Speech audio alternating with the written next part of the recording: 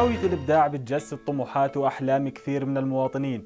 بأفكارهم بنقلوا رسائل سياسية وتاريخية عن طريق الفن. هالفن بيعطيك لحظة تأمل في مدى أهمية قضيتنا الفلسطينية، مثل إنك تجسد المعالم التاريخية والدينية في فلسطين بمنحوتات صخرية من أرض الوطن، أو إنك تنقل معاناتك عن طريق لوحة فنية. إلى العناوين. صبحي السلامين من الخليل بتنسج المطرزات اليدوية من عمر 15 سنة. من رحم المعاناة استطاعت نسرين العز إخراج لوحاتها الفنية من حواجز الاحتلال. علاء أبو هيكل بجسد المعالم الأثرية والتاريخية في فلسطين بمنحوتات صخرية من أرض البلاد. أهلا وسهلا فيكم في حلقة جديدة من فلسطيني. من 45 سنة والحاجة صبحي السلامين بتنتج مطرزات يدوية كنوع من الفنون الشعبية للتطريز جزء من تفاصيل يومها. للمزيد مع الزميل مهند قفيشة.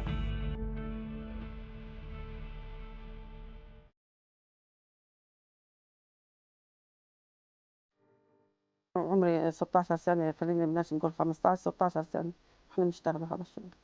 أنا بشتغل يعني في الخياط، التطريز اليدوي وتطريز المواكيل.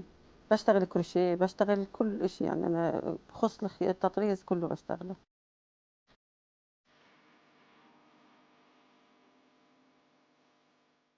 والله احنا وما انت عارف في دور ربياتنا بنبقى قاعدين احنا صبايا صغار وهيك، الا يجينا خياط يتخيط لنا. احنا كانت الوحده العروس تطلع معها تطريز، يعني ثياب 10 ثياب 15 ثوب وهيك. فكنا احنا الواحد يطرز لها، ويوم يجيها تطريز لناس برا تطرز له كنا.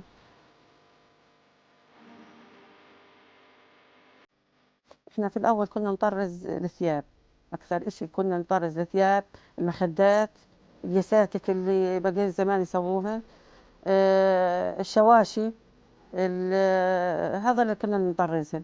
بس اليوم تطورنا التطريز على دزدين، على الأساور، الميداليات، السناسيل، يعني كل إشي إحنا شو بتطلب السوق بده إحنا بنشتغل.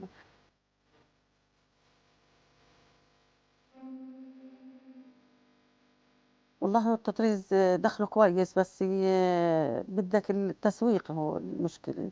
عندنا دائما كل الناس تسويق، إلا كان نشتغل إحنا شغل خاص، يعني مثلا على الطلبات، إذا هذا مضمون، ما هو إنه ناخذ أجاره وقت.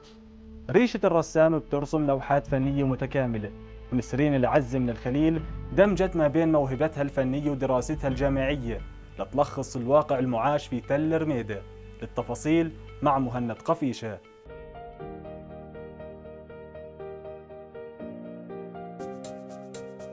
وبسبب كمان هلأ وفاة زوجي أكتر أني استخدمت الرسم لأعيل عيلتي ونقدر يعني نوفر لهم حياة كريمة.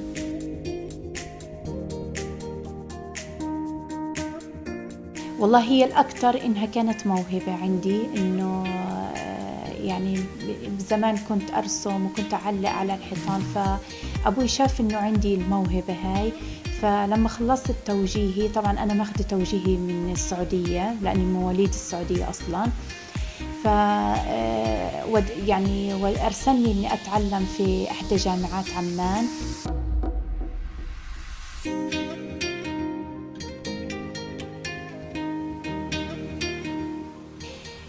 الرسم اللي برسمه طبعا أغلبيته عن معاناة السكان الفلسطينيين هون، معاناتهم من الاحتلال، حواجز، وطبعا تراث فلسطيني بالأخص يعني.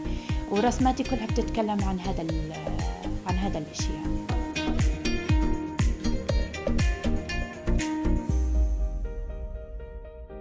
وبسبب كمان هلأ وفاة زوجي أكتر أني استخدمت الرسم لأعيل عيلتي ونقدر يعني نوفر لهم حياة كريمة. علاء أبو هيكل من الخليل طموح النحت على الصخر راوده منذ الطفولة.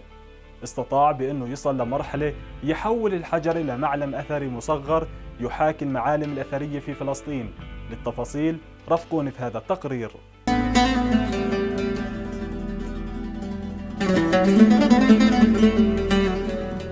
موضوع النحت هي بالثقافة عندنا، وهي من الفنون الموجودة بالأساس عندنا في البلدة القديمة خصوصا. يعني أنا والدي اشتغل في النحت، سيدي كان برضه نحات، جدي.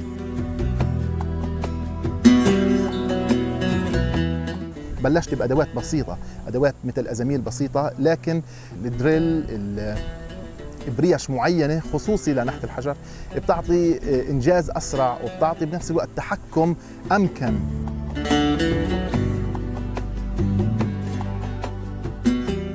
عملي لمنحوتات باتجاه المعالم التاريخية الفلسطينية مثل قبة الصخرة، باب الرحمة، المسجد الإبراهيمي.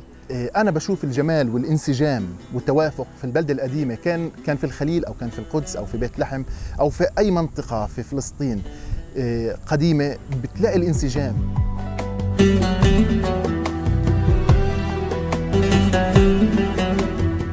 الرسالة تبعتي هي إنه أسلط الضوء على فلسطينية المكان، وأسلط الضوء على إنه هذا مكان هو تاريخي. فلسطين عموما التاريخية هو مكان ما كانش مهجور، هي سيدة الأرض مثل ما قال محمود درويش.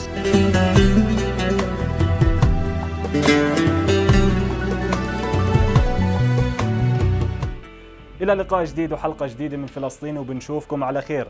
ما تنسوا تدعمونا بلايك وشير وكومنت. شكرا لكم على طيب المشاهدة. تابعونا يوم السبت الساعة 9 المساء عبر صفحة راديو علم في حلقة جديدة من لوين رايحين. رح نتحدث إن شاء الله في المركبات المستوردة من الخارج. متابعة طيبة.